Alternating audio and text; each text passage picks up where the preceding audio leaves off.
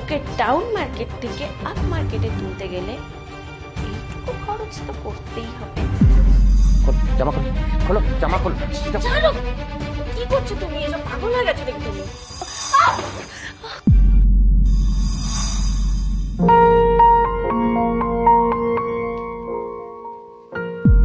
এই ওঠো ওঠো ওঠো। আর শোনো, লাগছে, ছাড়ো, ব্যথা লাগছে, শোনো ছাড়ো। কি করছো? এটা কেমন ব্যথা লাগছে? এরকম ভাবে কে ধরে? এই বাড়িতে এসব কি জামা কাপড় পরে থাকবে? হ্যাঁ, এসব লুজ টি শার্ট, এই ট্র্যাক প্যান্ট, এসব কি? শোনো, এই পোশাকে কি প্রবলেম আছে? আর আমি তো এই ধরনের পোশাকই পছন্দ করি, তুমি তো জানো। আর আমি এই ধরনের পোশাকেই তো কমফোর্টেবল। প্রবলেম তোমার না থাকলেও আমার আছে। এইসব জামা কাপড় পরে একদম বাড়িতে থাকবে না। আমি এইটা নিয়ে এসেছি, এই জামা কাপড়টা পরো। আর বাড়িতেও না সবসময় সেজে গুজে থাকবে। তোমার এই চোখে মুখের কি অবস্থা? হ্যাঁ, তোমার ঠোঁটে লিপস্টিক করো। এই জামাটা ধরো, জামা ধরো। আমি তোমার জন্য লিপস্টিকও নিয়ে এসেছি। এই যে লিপস্টিকটাও পরে থাকবে সব সময় বাড়িতে। জামা খোলো, খোলো জামা খোলো। ছাড়ো, কি করছো তুমি? এসব পাগল হয়ে গেছো নাকি তুমি? আমি পাগল হইনি। ডাউন মার্কেট বউ আমার চাই না। আমি যেটা বলছি সেটাই শুনবে। লিপস্টিক পরো না। ছাড়ো, কেন এরকম করছো? শোনো, বাড়িতে কে এরকম সেজে গুজে থাকে, লিপস্টিক পরে থাকে? আমি তো এরকমই থাকতে পছন্দ করি, তুমি তো জানো। কেন করছি তার কারণ না থাকলেও কারণ আছে। আর কারণ এটাই যে আমি বলছি তাই। আমার কথাই শেষ কথা। কারণ আমি তোমার হাজবেন্ড। বিয়ের পরে বউয়ের কর্তব্য হাজবেন্ডের সমস্ত কথা মেনে চলা। মেয়ে হয়েছো, মেয়ের মতো হওয়ার চেষ্টা করো। Try to be a woman. যাতে আশেপাশে সবাই শুধু তোমাকেই।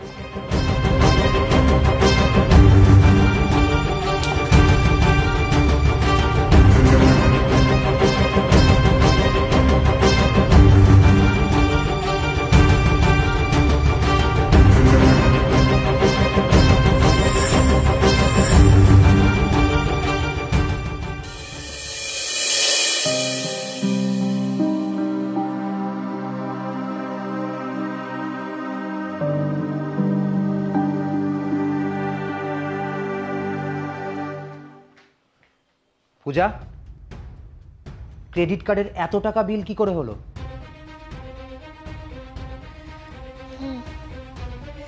কারণ আমি নতুন ফোন কিনেছি, আর বেশ কয়েকটা ব্র্যান্ডের জামা কাপড়ও অর্ডার করেছি। কিছু এসছে আর কিছু আসবে। 1 লাখ টাকা বিল এসেছে পূজা। কে মেটাবে? অবশ্যই তুমি। শোনো, কে মেটাবে তুমি ছাড়া? তুমি আমাকে বিয়ে করে আমার ভাত কাপড়ের দায়িত্ব নিয়েছো, তোমাকেই তো সব মেটাতে হবে। আর তাছাড়া তুমি তো চেয়েছো আমি সব সময় এরকম ফিট ফাট টিপটপ হয়ে থাকি, তাই তো থাকছি। তার জন্য দামি দামি পোশাক, দামি ফোন হাতে না রাখলে মানাবে বলো? তুমি চাও তোমার বউ সব সময় একদম টিপটপ থাকুক, খরচ তো একটু করতেই হবে, তাই না? ম্যাডাম, আপনার পার্সেলটা।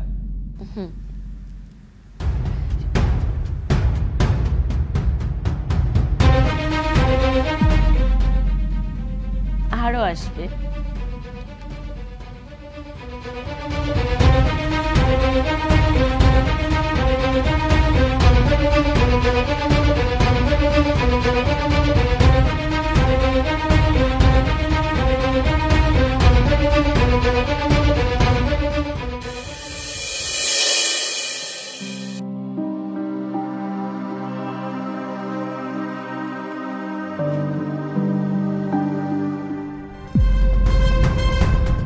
দাঁড়াও।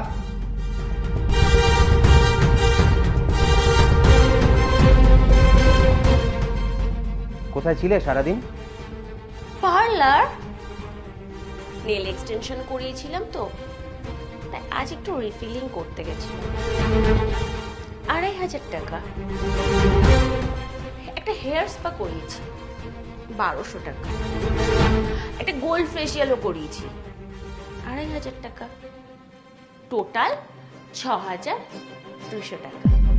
বাই দ্য ওয়ে, আমি না তোমার এটিএম কার্ডটা নিয়ে গেছিলাম। কি শুরু করেছো কি তুমি পূজা?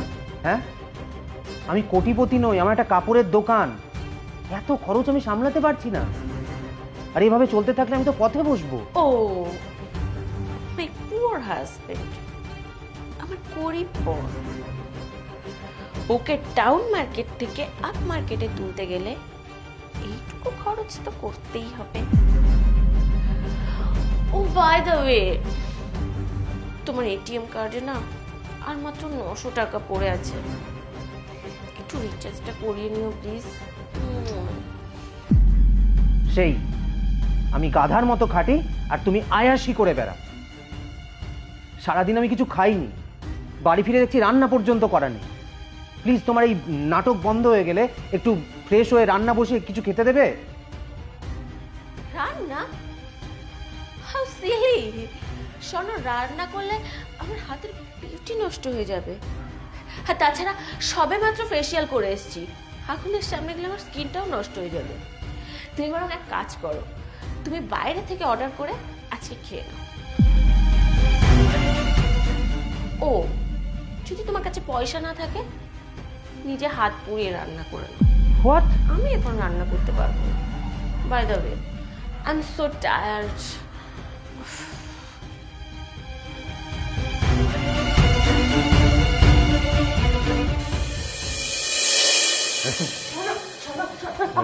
উড়ে যাবো তো আমি। এরকম কেন করছো? শোনো, আমার লাগছে, ছাড়ো। শোনো, হাতে লাগছে আমার। শোনো, এরকম কেন করছো? ছাড়ো।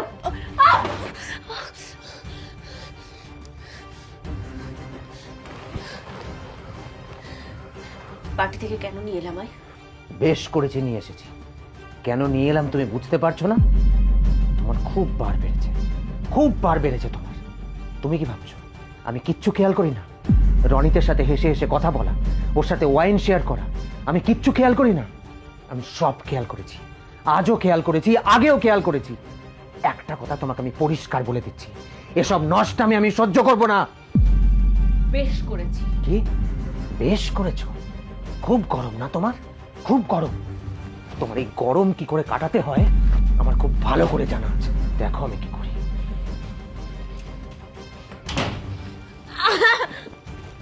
স্বর্ণ, আমার ব্যথা লাগছে। স্বর্ণ, স্বর্ণ ছাড়ো। স্বর্ণ, ব্যথা লাগছে। কেন এরকম করছে? স্বর্ণ, লাগছে আমার। স্বর্ণ, লাগছে আমার। ছাড়ো।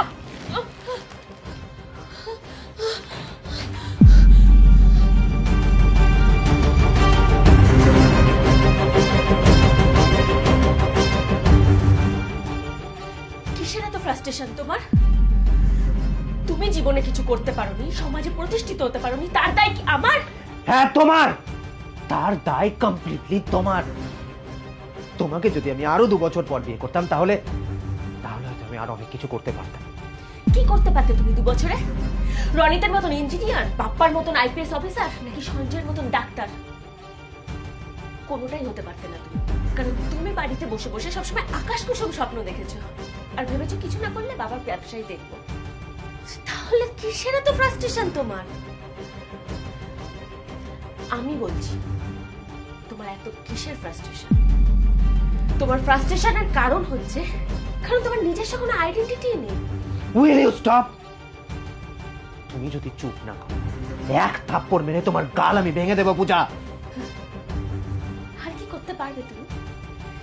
জীবনে কিছু না পারার দুঃখে হয় বউয়ের গায়ে হাত তুলবে আর না হলে মুখ কিনবে। আর সেই সুযোগে তুমি আমার বন্ধুর সাথে ফষ্টি নষ্টি করবে। লজ্জা লাগে না তোমার নিজের বউয়ের সাথে এইভাবে কথা বলতে? আমি তো কিছুই চাইনি তোমার কাছে। বিয়ের পর আমি একদম সাধারণ একটা জীবন কাটাতে চেয়েছি। আচ্ছা, তুমি বলতে পারবে আমি কোনোদিন তোমার কাছে একটা সামান্য শাড়ি পর্যন্ত চেয়েছি? অন্যের বউ কি করছে সেটা দেখে তুমি বাড়ি ফিরে এসে আমাকেও সেটা করতে বাধ্য করো। অন্যের লাইফস্টাইলের সাথে তুমি নিজেকে তুলনা করো কেন? তোমার মুশকিলটা কি জানো? তোমার কাছে যেটা আছে তুমি সেটা নিয়ে না ভেবে অন্যেরটা নিয়ে বেশি ভাবো। বেশ করি আমি অন্যেরটা নিয়ে ভাবি। হ্যাঁ, আমি অন্যেরটা নিয়ে ভাবি কারণ আমার অন্যান্য বন্ধুরা কেউ আইপিএস, কেউ ইঞ্জিনিয়ার, কেউ ডাক্তার, আর আমি একটা সাধারণ কাপড়ের দোকান চালাই মাত্র। যখন আমি ওদের সাথে একই পার্টিতে বসি আমার নিজেকে নিয়ে ইনসিকিউরিটি হয়। এই ছোটবেলা থেকে সবাই একসাথে বড় হয়েছি, সবার এত কিছু হয়ে গেল, আমার কিছু হলো না কেন? ওয়াই? আর তাই আমি তোমাকে সাজিয়ে গুছিয়ে সবার সামনে প্রেজেন্ট করে দেখাতে চেয়েছিলাম যে অন্তত আমার বউ তোদের বউয়ের থেকে অনেক বেশি সুন্দরী। ব্যাস, এটাই তোমার অ্যাচিভমেন্ট? কি হলো? তাকাও আমার দিকে। কি হলো? তাকাও আমার দিকে। Look at me. আমার দিকে তাকাও। চাইলে তুমিও অনেক কিছু করতে পারো। দোকানটা বড় করো, অনলাইন সেলিং স্টার্ট করো, তোমারও অনেক কিছু সম্ভাবনা আছে। অন্যের কি আছে সেটা নিয়ে না ভেবে তোমার কাছে কি আছে সেটা নিয়ে ভাবো। কে বলতে পারে একদিন তুমি হয়তো এই শহরের সব থেকে বড় ব্র্যান্ড হয়ে যাবে। শোনো, তার জন্য চেষ্টা করতে হবে, লড়তে হবে। হ্যাঁ, তুমি পড়ে যাবে, হেরে যাবে, কিন্তু উঠে দাঁড়াতে হবে। আমি আমি আমি তো আছি তোমার সাথে। আমি সব সময় তোমার পাশে থাকবো, সব সময় কাঁধে কাঁধ মিলিয়ে তোমার সাথে লড়বো।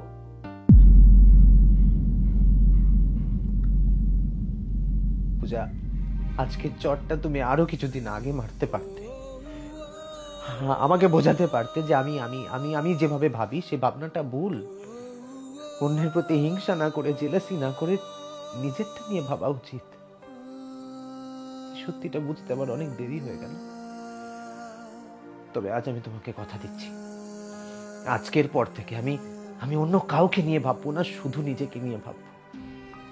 আমার ব্যবসাটাকে আগে আগে এগিয়ে নিয়ে যাওয়ার চেষ্টা করব, প্রমিস। আর আরেকটা কি জানো, তুমি আমাকে আরো আরো আরো অনেক বেশি বেশি মারো। আমি আমি আমি আমি ডিজার্ভ করি, আমি ডিজার্ভ করি। মারো মারো আমাকে, আরো মারো, আরো মারো, আরো মারো, আরো মারো, আরো মারো, মারো মারো মারো। শোনো, কি করছো তুমি এগুলো? শোনো প্লিজ, শোনো, এরকম করো না। সব ঠিক হয়ে যাবে। আমি তো আছি। আমি তো বললাম আমি তোমার পাশে আছি, সব ঠিক হয়ে যাবে। প্লিজ এরকম করো না।